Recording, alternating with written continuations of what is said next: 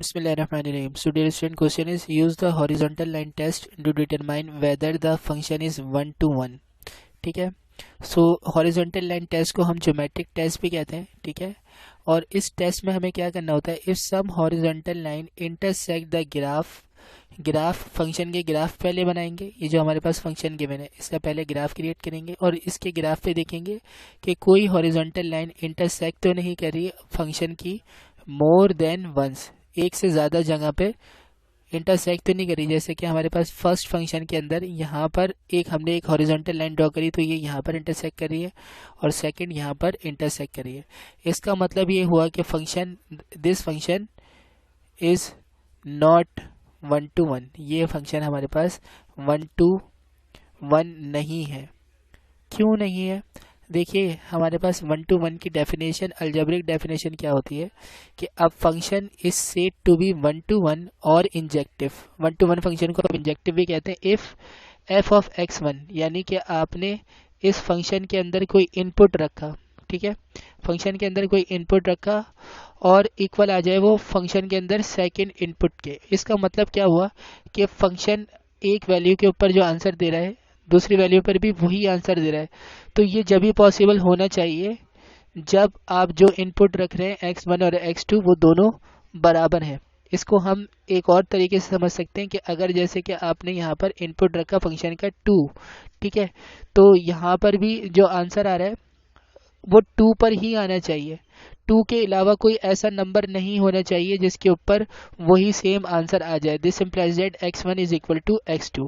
ठीक है, in other word lemma हमारे पास हो जाएगा इसका कि the function is said to be 1 to 1 if and only if x1 is not equal to x2. ठीक है, ये दूसरी डेफिनेशन हो जाएगी कि अगर हम जो इनपुट रख रहे हैं, ठीक है, वो डिफरेंट है तो हर डिफरेंट इनपुट पर हमारा जो है आंसर वो डिफरेंट आना चाहिए. ऐसा नहीं होना चाहिए कि हमने एक जगह रखा 2, फंक्शन के ऊपर रखा 2 और यहाँ पे रखा हमने 3.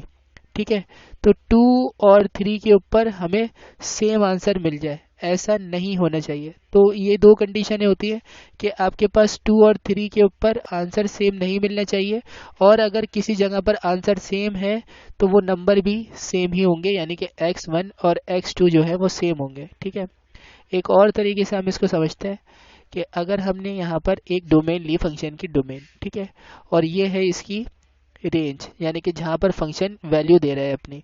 ठीक है, तो जो भी आप इनपुट रख रहे हैं वो इनपुट एक ही जगह पर इमेज देनी चाहिए उसको. ऐसा नहीं होना चाहिए कि फंक्शन के दो इनपुट एक जगह पर क्या कर रहे हैं, आंसर दे रहे हैं, यानी कि एक जगह पर इनकी इमेज आ रही है. सो अगर इस ऐसी कंडीशन होती है तो ये फंक्शन जो है हमारा नॉट 1 to 1, ये फंक्शन हमारे पास 1 to 1 नहीं कहलाता. ठीक है, 1 to 1 फंक्शन की इमेज किस तरीके से होती है, ये हमारे पास अगर फंक्शन है, डोमेन है इसकी और ये इसकी रेंज है, तो फंक्शन का एक ही इनपुट एक ही आउटपुट पे जाएगा. ठीक है, एक ही इनपुट एक ही आउटपुट पे जाएगा.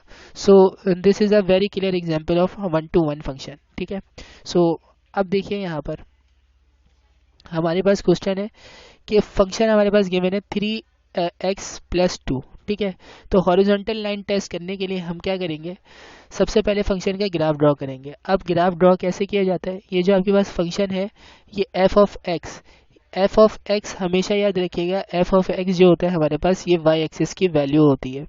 ठीक है, तो फंक्शन यहाँ पर आ जाएगा f ऑफ x और ये बेसिकली हमारे पास किसकी वैल्यू है, y एक्सिस की वैल्यू है. ठीक है, ये हमारे पास y एक्सिस की वैल्यू हो गई और जो हम x रख रहे हैं ये हमारे पास x एक्सिस की ही वैल्यू है. तो आप डिफरेंट इनपुट रखेंगे, जैसे कि अगर हम यहाँ पर -2 इनपुट दें इस फंक्शन के अंदर तो ये क्या हो जाएगा, f at -2 is equal to 3 into -2 plus 2. ठीक है, तो 3 इंटू -2 का मतलब क्या है, 3 2 ज़ा 6, यानी कि माइनस का 6 प्लस 2. तो माइनस के 6 के अंदर प्लस 2 करेंगे तो आंसर क्या आ रहा है हमारे पास, -4. तो y एक्सिस की वैल्यू आ गई -4. अब इस ग्राफ को भी यहाँ पर ड्रॉ करते रहते हैं. तो देखिए यहाँ पर हम एक ग्राफ ड्रॉ कर लेते हैं. ठीक है, ये हमारे पास x एक्सिस हो गया और ये हमारे पास y एक्सिस हो गया. ठीक है, ये हमारे पास नेगेटिव x एक्सिस और ये हमारे पास पॉजिटिव y एक्सिस, वो नेगेटिव y एक्सिस. ठीक है, अब क्या करेंगे हम, ग्राफ की स्केलिंग कर लिया हमने। अब देखिए हमारे पास आंसर क्या है कि x के जब हमने -2 दिया था इनपुट में, तो हमारे पास आंसर क्या आया है, नेगेटिव का 4। ठीक है, तो x की वैल्यू -2 कहाँ पर है, ये रही। ठीक है, तो यहाँ से आप क्या करेंगे, एक पॉइंट ड्रॉप करेंगे और कहाँ तक जाएंगे, y एक्सिस की वैल्यू -4 तक। ठीक है, तो ये जो हमारे पास पॉइंट मिला है, यहाँ पर आने के बाद इस तरफ चलेंगे, तो ये पॉइंट जो मिला है ये हमारे पास कौन सा पॉइंट है, दिस पॉइंट इज -2, -4। ठीक है, ये इस तरीके से देख लिया करें इसको। तो ये x एक्सिस की वैल्यू है और ये y एक्सिस की वैल्यू है।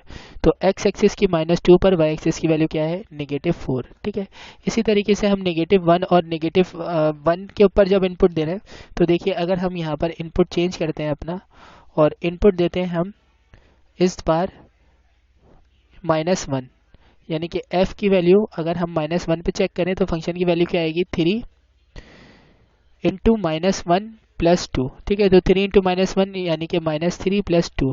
तो -3 प्लस 2 क्या होता है बेटा, -1। तो -1 इनपुट देने पर आंसर भी क्या आया, -1। इसका मतलब ये है कि x एक्सिस की वैल्यू -1 पर y एक्सिस की वैल्यू भी क्या है, -1। ठीक है, तो x एक्सिस की वैल्यू -1 से लेके आप ड्रॉप डाउन चलेंगे। ठीक है, और y एक्सिस की वैल्यू -1 ये रही। ठीक है, तो ये पॉइंट आपके पास क्या हो गया, दिस पॉइंट इज -1, -1। ठीक है, तो ये पॉइंट हमारे पास -1, -1 है। इसी तरीके से 0 पर 2, तो जब आप 0 देंगे इसके अंदर इनपुट, तो f ऑफ 0, तो f ऑफ 0 पे क्या होगा, फंक्शन 3 0 से मल्टीप्लाई होकर 0 हो जाएगा +2। ठीक है, तो ये वैल्यू तो खत्म हो गई, यानी कि 0 + 2, तो आंसर क्या आ रहा है आपके पास, 2। तो y, जब हमने x का इनपुट दिया 0, तो ये आपका इनपुट दिया 0, तो फंक्शन ने क्या आंसर दिया, 2। यानी कि हमारे पास ये x एक्सिस की वैल्यू है और ये y एक्सिस की वैल्यू है। तो x एक्सिस की वैल्यू 0 ये रही। ठीक है, और इस पे फंक्शन की वैल्यू क्या आई है, 2।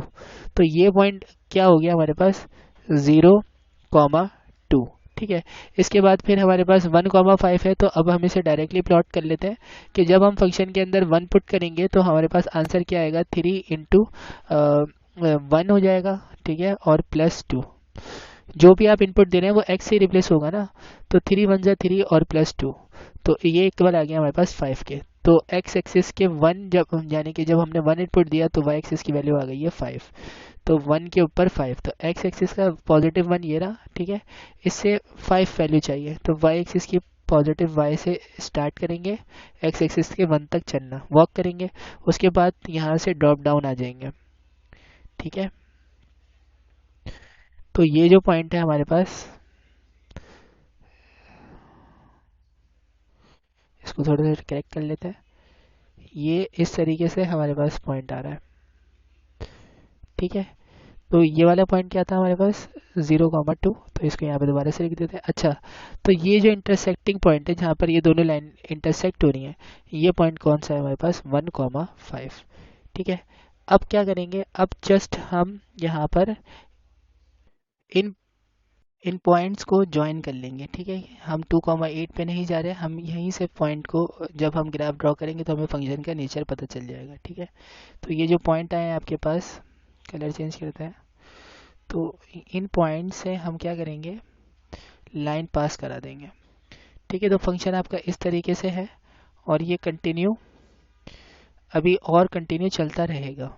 ठीक है, अब हम कर लेते हैं हॉरिजॉन्टल लाइन टेस्ट। तो हॉरिजॉन्टल लाइन टेस्ट क्या होता है कि अगर आप एक लाइन इस तरीके से पास करें, ठीक है, इस तरीके से हॉरिजॉन्टली, और ये लाइन फंक्शन के ऊपर कहीं पर भी दो जगह पर इंटरसेक्ट नहीं करनी चाहिए। हम देख रहे हैं कि हम कहीं पर भी लाइन ड्रॉ करेंगे तो ये लाइन कहीं पर भी फंक्शन की जो हमारे पास कर्व है या लाइन है उसके ऊपर कहीं पर भी ये दो जगह इंटरसेक्ट नहीं कर रही। एट एवरी पॉइंट ये फंक्शन कहाँ पे इंटरसेक्ट कर रहा है, सिर्फ और सिर्फ एक पॉइंट पे। इसका मतलब ये है कि फंक्शन के हर इनपुट के ऊपर हमें एक यूनिक आउटपुट मिल रहा है। ठीक है, हमारे पास क्या हो रहा है कि जब भी हम फंक्शन के अंदर कोई इनपुट रख रहे हैं इसकी डोमेन में, ठीक है, तो ये एक यूनिक आउटपुट पे इमेज दे रही है। इसका मतलब ये है कि फंक्शन जो है हमारे पास कैसा है, 1 to 1। और हमारे पास यही बात यहाँ पर भी लिखी हुई है कि इफ़ नो हॉरिजॉन्टल लाइन, अगर आप हॉरिजॉन्टल लाइन ड्रॉ करें और कोई भी हॉरिजॉन्टल लाइन ऐसी ना मिले जो इंटरसेक्ट कर जाए ग्राफ पे के ऊपर, फंक्शन के ग्राफ पर मोर देन वंस, एक से ज़्यादा जगह पर, then the function is called one to one. So this is your answer. See you in the next video. Take care of yourself. Allah Hafiz.